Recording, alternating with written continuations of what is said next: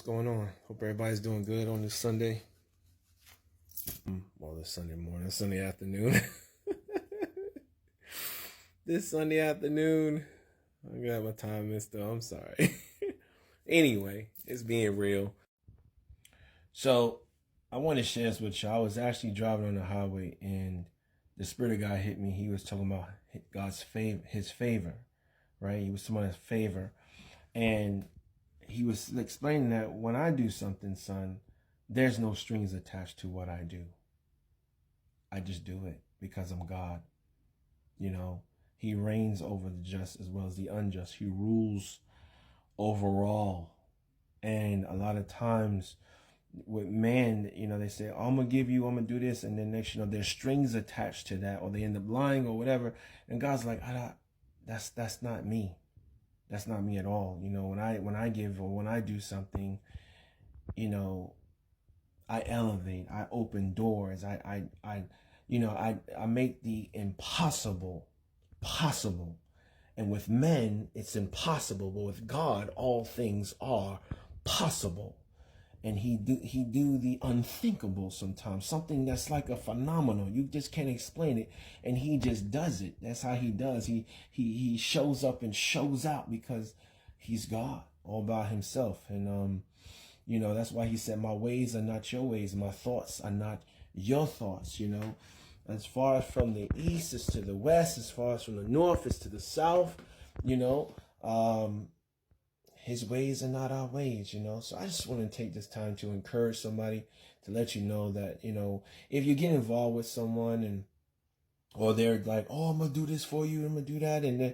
But if you got to do this though, and there's strings attached, there should be no strings attached, right? There should be no strings attached. You know, when God does, or they'll say, God is leading me. Thank you, Holy Spirit. They'll say, God is leading me to do this. And there's strings attached to it. God's like, no, that's not me. That's not me. That's them. That's not me. When I do it and I use someone, there's no strings attached. I just give it. I just do it. There is no, oh, you owe me, you have to give me this back. There's none of that. I just do it because I'm God. But when people say, oh, God is leading me to do this for you, but you got to do this, you got to give this back now. There's some strings attached to this. And God's like, no, that's not me. There is no strings attached with me. When I do it, I do it. When I elevate, I elevate. When I open a door, I open a door. If I say it's time to move, it's time to move. And I start making things happen. I start moving things and start doing things. But there's no sting. God says there's no strings attached when I do it. So we're going to talk a little about Halloween.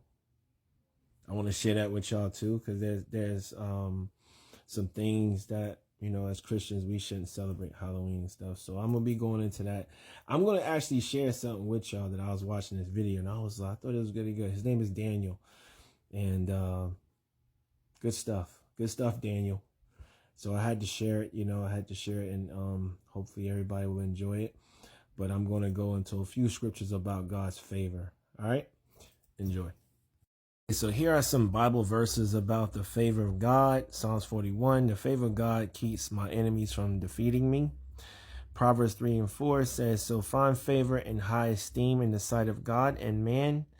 Proverbs 12:2 says, to find me, find life, and receive favor from the Lord. Genesis 39:21, the Lord was with him. He showed him kindness and granted him favor in the eyes of the prison warden. Well, who God was with? He was with Joseph. Right? According to the Bible, God showed kindness to Joseph in the prison and made him a favorite with the prison warden. Made him a favorite, but he gave him favor, right? So you could be that warden's favorite, or whoever person or someone on your job or whatever it is, man, you my favorite. God gives you favor, right?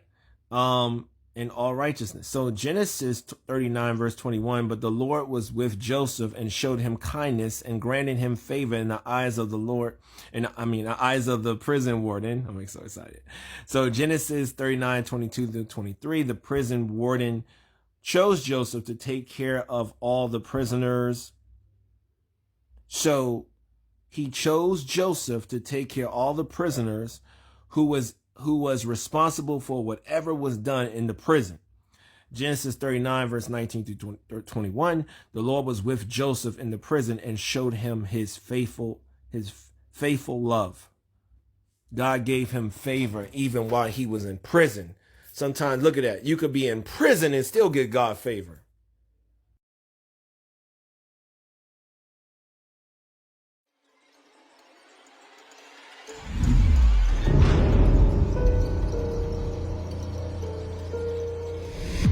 Now just very quick, if it's the first time that you hear my channel, my name is Daniel and welcome to DLM Christian Lifestyle, where we preach biblical truth in a balanced way. What do I mean with this? Well, a lot of churches, they just focus on motivational messages, or there's a lot of false preachers as well, false theologies, false doctrines, and so we have a watered down church in a lot of countries. But here, we're going back to the Bible. So if you haven't subscribed yet, please consider it. Also click that notification bell here so you won't miss any of our future videos. Now, your question, should Christians celebrate Halloween? Well, a lot of people, including a lot of Christians, they just think about the activities. They like dressing up as ghosts, witches, or even demons, or some other sort of spiritual or mythical creature. They do it for fun, to trick and treat, or to go. So I just bought a Starbucks, and while I was... Now, on the other hand, some people celebrate Halloween because they want to remember the dead. That is actually what Halloween was created for. Some Christians even go to church and they light candles on the graves of those who passed away already. The Wikipedia has this to say about Halloween.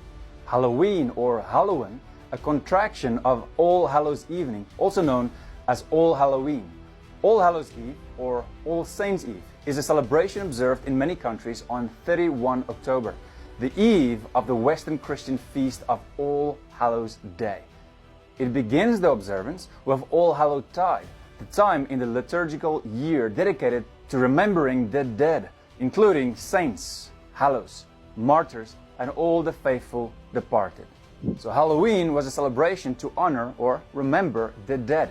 It was called All Hallows Eve. But many people can trace it back all the way to the pagans, specifically a Celtic pagan celebration called Samhain. Now this was basically a magical harvest festival that prepared people for the winter that was to come. It was not Christian at all. It was used to worship specifically other gods, pagan gods. GodQuestions.org says this: at Samhain, farmers brought livestock in from summer pastures and people gathered to build shelters for winter. The festival also had religious significance, and people burned fruits, vegetables, grain, and possibly animals as offerings to the gods. In ancient Celtic stories, Samhain was a magical time of transition when important battles were fought and fairies cast spells. It was a time when the barriers between the natural world and the supernatural were broken. The Celts believed that the dead could walk among the living at this time. During Samhain, the living could visit with the dead, who they believed held secrets of the future. Scholars believe that Halloween's association with ghosts, food, and fortune-telling began with these pagan customs more than 2,000 years ago. Now remember, in the 800s after Christ, a lot of the pagans became Christians, but their customs still survived, and they merged it with Christian holidays. Now listen carefully. The Catholic Church celebrated All Saints' Day on the 1st of November and All Souls' Day on the 2nd. But there was a problem. These days were too close to Samhain, so they didn't like it because, of course, Samhain was a festival for pagans, right? Celebrated other gods, not Jesus Christ, not God. So a lot of people believed what they did is they chose to merge it and call it Halloween. Now, of course, today there are also people who see Halloween as the day before All Saints' Day. So they remember who? Martin Luther and the Reformation. So they celebrate religious freedom. What you gotta understand about Halloween is it changed a lot over the years, and different cultures and different religions see Halloween differently. Now yeah, some groups celebrate Satan, some just party, some remember the dead, Some dress up, some carve pumpkins, some play divination games, some play pranks on people, some tell scary stories, some watch horror films, and some want nothing to do with it. But the question remains, should Christians celebrate Halloween? What does the Bible say about Halloween? Well, you can read through the whole Bible, but it doesn't say anything about Halloween because Halloween did not exist back then. But the Bible does say plenty about staying away from all forms of evil. It tells us not to talk to the dead, not to be part of witchcraft or worshipping any other gods. For example, Leviticus 20 verse 6 says, if a person turns to mediums and necromancers, whoring after them, I will set my face against that person and will cut him off from among his people. Isaiah 8 verse 19, and when they say to you, inquire of the mediums and the necromancers who chirp and mutter, should not a people inquire of their God? Should they inquire of the dead on behalf of the living? And 2 Chronicles 33 verse 6 says, and he burned his sons as an offering in the valley of the son of Hinnom, and used fortune-telling and omens and sorcery, and dealt with mediums and with necromancers. He did much evil in the sight of the Lord, provoking him to anger. So we clearly see that the Bible, God, is against all these dark things. Now, that was deep. That was really good. Good job, Daniel. Putting that word out, you know. He let y'all know from the beginning, from the jump, like, look, a lot of preachers are talking about this, prosperity, this, that. False preachers. And a lot of times, a lot of these people ain't living the truth.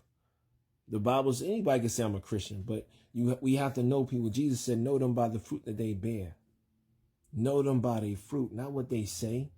That's why the Lord said, people praise me with their lips, but their heart is far from me. Come on here. Talk to me. Talk to me. You know, we're going to keep it real. Real talk.